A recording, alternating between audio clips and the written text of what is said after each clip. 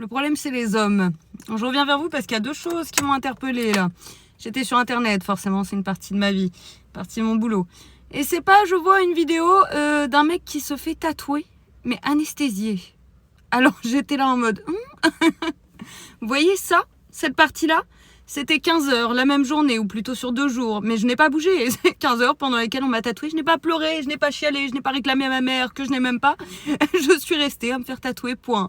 Pas comme ces grosses fragiles que sont donc les hommes, apparemment, qui ont besoin de se faire anesthésier. Le tatouage se mérite. Bienvenue, vous proclamez toujours la méritocratie toute la journée, mais à côté, quand il s'agit vraiment de souffrir, soudainement, ça retourne se cacher dans les jupes de cette grande daronne, parce que, oh, ça fait trop mal, anesthésiez-moi, mais putain, si vous voulez un tatouage, vous devez le mériter. Oui, à travers la souffrance, bienvenue. C'est comme moi, quand je dis que je suis pauvre, je connais des riches qui disent tout le temps, ah non, mais moi aussi, je me suis fait de rien. Ça se mérite de pouvoir dire ça se mérite. Voilà, bienvenue, hein, c'est ça, la méritocratie. Bon, et sous les commentaires de cette vidéo, les hommes étaient tous là, oui, mais ça fait mal, il a bien le droit de faire ce qu'il veut, son corps, son choix, ça ne s'applique qu'aux hommes apparemment. Hein. L'avortement, par exemple, là par contre c'est problématique. Décider pour les femmes si oui ou non telle ou telle chose fait mal. Des médecins le font tous les jours, des médecins hommes systématiquement. Voilà, le problème c'est le patriarcat, on y revient.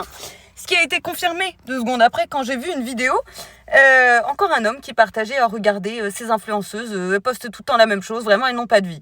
C'était une influenceuse qui, voilà, vaquait à ses occupations, quoi, elle montrait sa journée, elle commençait, elle se faisait un déjeuner, très bien, elle partait faire un shooting, ok, après elle...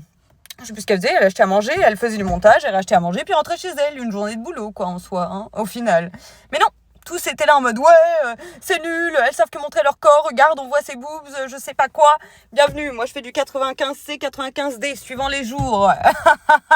On n'y peut rien, hein, on a des boobs, nous. Vous n'avez rien, vous n'avez même pas de tub et vous venez vous exprimer sur le corps des autres, mais j'hallucine. Voilà, parce qu'une fois de plus, c'était les hommes qui tombaient dessus en mode, oui, ça ne s'est montré que son cul, ça ne s'est montré que ses seins, c'est donc ça les femmes. Ah là là, mais vous attendez quoi au final? Parce que vous faites la même chose toute la journée, je vous vois à la salle, là, à soulever des trucs, alors qu'en vrai, quand il s'agit de soulever un sac de course, il n'y a plus personne. J'hallucine, quoi. Justice à 2 tranchants, toujours. Mais vous remarquerez, même sous mes commentaires, ceux qui l'ouvrent le plus, ce sont les hommes. Ce sont toujours les hommes. C'est privilégié par principe, par patriarcat, par capitalisme, ceux qui bénéficient de tout, puisque le capitalisme bénéficie aux hommes, bénéficie surtout aux hommes blancs, straight, donc hétéros, cisgenres, tout ce que vous voulez, déjà friqués. Voilà, on y revient toujours. Au final, les hommes, je vous hais.